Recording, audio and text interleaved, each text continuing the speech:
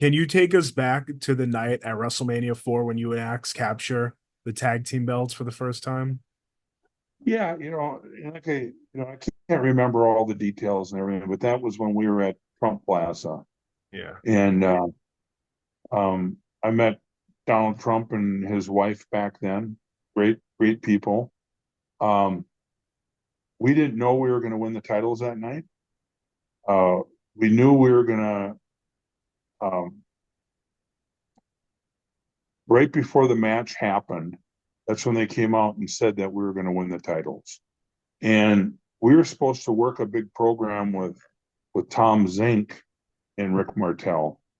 Okay. And and something, I don't know what the real story was why Tom Zink left, but he ended up quitting. That's when Tito came in.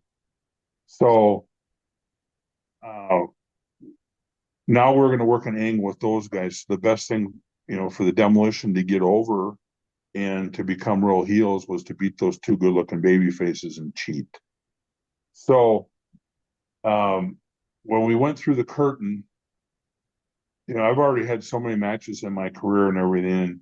And what a lot of people don't tell you, it's great to be in the big show, but it's a real pain in the ass too, because you got to get there the day before. You got all this press, you got all the interviews, you got all this stuff to do, and then you're out in your match for 15, 20 minutes and you got to perform because, that's the big show. Yeah. So by the time you get to wrestling, you're so wore out and everything, you don't even want to wrestle anymore, but when we found out we were getting the titles, and here I'm just a new guy up in the WWF, it was pretty exciting for me. Oh, And on the finish, Fuji was supposed to kind of gimmick the cane a little bit, so put a cut in it so it could break easy. Well, Fuji's rib there was he didn't do that. So when Bill got the cane and hit Martel with the cane, it was supposed to break and shatter. It didn't. He hit him and really hit him, and it just and Rick was you know. But so I guess Fuji did rib us on that one, and Fuji was outside laughing his head off, you know. that's crazy. So So it's a real yeah, game. He did rip it, you, but it still was protecting you guys, I guess, in the long run. exactly. But Oh my you God. know, but winning the titles, that was a huge, huge deal, Yeah. So back to when I first went up there, so this was like a year before that when I started there. Yeah. Um, you know, I I've already, wrestled Dusty Rhodes and Ric Flair and the Road Warrior, all big name guys down in the South in the NWA and everything.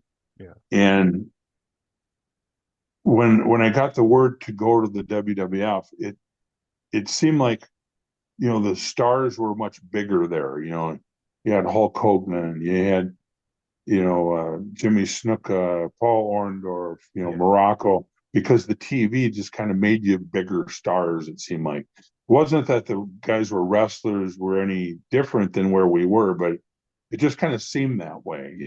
Yeah. And the first time I got in the locker room, now I'm probably the youngest guy in the territory.